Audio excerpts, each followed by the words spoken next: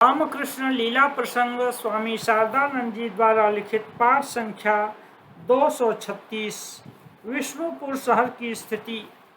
किसी समय वह स्थान अत्यंत सुंदर समृद्ध था।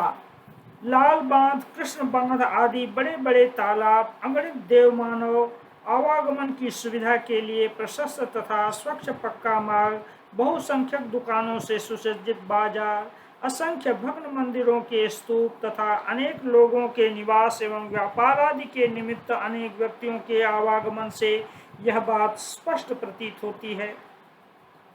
विष्णुपुर के राजन्य वर्ग किसी समय अत्यंत प्रतापी, धर्मपरायण तथा विद्यानुरागी थे। संगीत चर्चा के लिए भी विष्णुपुर किसी समय प्रसिद्ध था। श्री मदन मोहन, रूप सनातनादि श्री चैतन्य देव के प्रधान परिकरों के तिरोभाव के कुछ दिन पश्चात राजवंश के लोग वैष्णव मतावलंबी हुए थे। कलकत्ते के बाग बाजार में प्रतिष्ठित श्री मदन मोहन पहले विष्णुपुर के राजाओं के देवता थे।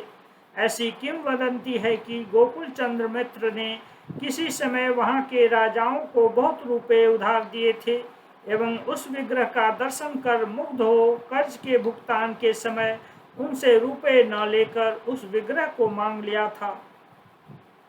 मृण्मयी देवी, मदन मोहन के अतिरिक्त राजाओं द्वारा प्रतिष्ठित मृण्मयी नाम की एक अत्यंत प्राचीन देवी मूर्ति भी थी। लोगों का कथन है कि वह देवी अत्यंत जागृत थी। राजवंश के लोगों की स्थिति जब बिगड़ गई, उस समय किसी पागल स्त्री ने उसे खंडित कर दिया था। अतः उन लोगों ने पहली मूर्ति की भांति एक दूसरी नवीन मूर्ति की स्थापना की थी। श्री रामकृष्ण देव वहां के अन्यान्य देवालयों को देखकर मृण्मयी देवी के दर्शन करने जा रहे थे।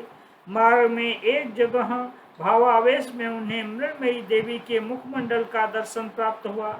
मंदिर में जाकर नव प्रतिष्ठित मूर्ति को देखकर उन्होंने यह अनुभव किया कि भावावेश में जिस मूर्ति का उन्हें दर्शन मिला था वह मूर्ति उसके सदृश नहीं है। उनको उस समय इसका कारण विदित न हो सका। बाद में पता लगाने पर ज्ञात हुआ कि वास्तव में नवीन मूर्ति पहली मूर्ति जैसी नहीं बन पाई है।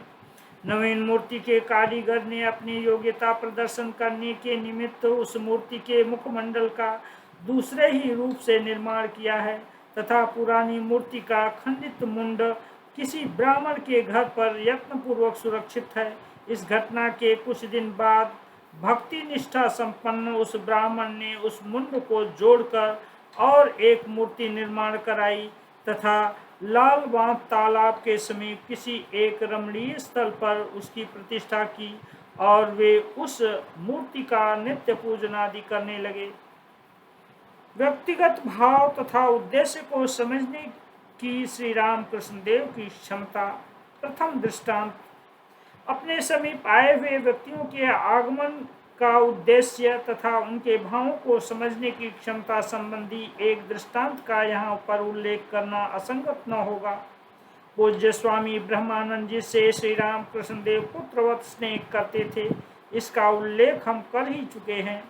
एक दिन दक्षिणेश्वर में श्री रामकृष्ण देव के साथ उनके कमरे के पूर्व ओर अवस्थित लंबे बरामदे में खड़े होकर वे नाना प्रकार की चर्चा कर रहे थे।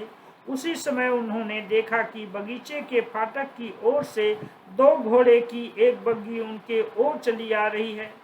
फिटन गाड़ी है, उसमें कुछ बाबू लोग बैठे हुए हैं। देखते ही वे जान गए कि वह गाड़ी कलकत्ते के किसी प्रसिद्ध धनवान की है। श्री रामकृष्ण देव के दर्शनार्थ उस समय कलकत्ते से अनेक लोग आते रहते थे। ये तदर्थ ही आए होंगे यह सोचकर वे विस्मित नहीं हुए, किंतु श्री रामकृष्ण देव की दृष्टि ज्यों ही उस गाड़ी की ओर गई, तत्काल ही वे भयभीत होकर अत्यंत व्यस्त हो अपने कमरे में जाकर छिप बैठे। उनके इस प्रकार के व्यवहार को देखकर आश्चर्यचकित हो स्वामी ब्रह्मानंद जी भी उनके पीछे पीछे कमरे में प्रविष्ट हुए। उन्हें देखते ही श्री रामकृष्ण देव बोले, जा वे यदि यहाँ आना चाहें तो कह देना कि अभी भेंट नहीं होगी। उनकी बात सुनकर वे पुनः बाहर आ गए। इसी बीच वे सज्जन उनके समीप उपस्थित हुए और उन्होंने स्वामी ब्रह्मानंद जी से पूछा, यहाँ पर एक साधु रहते हैं न? यह सुनकर स्वामी ब्रह्मानंद जी ने श्री रामकृष्ण देव का नाम उल्लेख कर कहा, हाँ वे यहीं रहते हैं। आप किस उद्देश्य से उनके समीप आए हैं? तब उनमें से एक व्यक्ति ने कहा, हमारे एक रिश्तेदार को कठिन रोग हो गया है, किसी भी तरह उसका उपशम नहीं हो रहा है। हम इसलिए आए हैं कि यदि वे साधु कृपा पूर्वक कोई दवा दे दें। स्वामी ब्रह्मानंद जी बोले, आपने गलत सुना है, वे तो कभी किसी को दवा नहीं देते। संभवतः आपने दुर्गानंद ब्रह्मचारी जी की बात सुनी होगी, वे दवा दिया करते हैं। वे उस पंचवटी की कुटी में हैं, वहां जाने पर मिल जाएंगे। आगंतुक लोग यह सुनकर जब चले गए, तब स्वामी ब्रह्मानंद जी से श्री रामकृष्ण देव ने कहा, उनके अंदर पता नहीं मैंने एक तमोभाव देखा। देखते ही मैं फिर उनकी ओर दृष्टिपात न कर सका। बातें करना तो दूर रहा, भयभीत होकर मैं भाग आया। उस उच्च भाव भूमि पर आरूढ़ हो श्री रामकृष्ण देव को प्रत्येक स्थान, वस्तु या व्यक्ति के अंतर्गत उच्च नीच भाव प्रकाश की उपलब्धि करते हुए हम सदैव ही देखा करते थे। उन्हें जैसा दिखाई देता था, वास्तव में उन समस्त वस्तुओं के अंदर तदनुरूप भाव विद्यमान रहते थे। बारंबार अनुसंधान कर देखने के पश्चात तब कहीं हम उनकी बातों पर विश्वास किया करते थे। पर उनमें से और भी दो एक घटनाओं का उल्लेख कर साधारण भाव भूमि से तीर्थ आदि में उन्होंने क्या अनुभव किया था, हम पाठकों से कहना चाहते हैं। इस विषय का द्वितीय दृष्टांत स्वामी विवेकानंद तथा दक्षिणेश्वर में उपस्थित उनके सहपाठी वृंद। उदार हृदय स्वामी विवेकानंद का मन बचपन से ही दूसरों के दुख को देखकर अधीर हो उठता था। इसलिए वे स्वयं जिस कार्य या जिनकी सहायता से अपने को किसी विषय में उपकृत समझा करते थे, उसे करने या उनके समीप उस प्रकार सहायता प्राप्त करने के निमित्त जाने के लिए वे अपने आत्मीय तथा मित्रों को सदा प्रोत्साहित किया करते थे।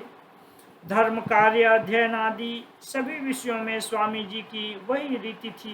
कॉलेज में अध्ययन करते समय अपने सहपाठियों को लेकर विभिन्न स्थलों में निर्धारित समय पर प्रार्थना में सम्मिलित होना तथा ध्यान आदि के अनुष्ठान के निमित्त सभा समिति आदि का गठन करना, महर्षि देवेंद्रनाथ तथा भक्ताचार्य केशव चंद्र के साथ स्वयं परिचित होने के उपरांत सहपाठियों में से अनेक व्यक्तियों को उन लोगों के दर्शन के लिए अपने साथ ले जाना इत्यादि बातों से युवावस्था में प्रविष्ट होते ही स्वामी जी के जीवन में अनुष्ठित इन कार्यों को देखकर हमें पूर्वोक्त विषय का परिचय मिलता है।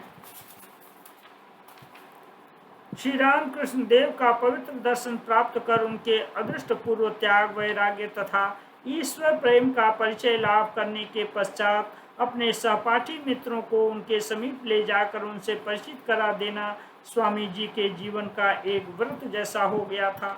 हम इस बात को कह रहे हैं इसलिए कोई यह न समझें कि बुद्धिमान स्वामी जी एक ही दिन के वार्तालाप से किसी के प्रति आकृष्ट होते थे। उसे श्री रामकृष्ण देव के समीप ले जाया करते थे। बहुत दिनों के परिचय के फलस्वरूप जिनको वे सत स्वभाव युक्त तथा धर्म प्रेमी समझते थे, उन्हीं को वे अपने साथ दक्षिणेश्वर ले जाया करते थे।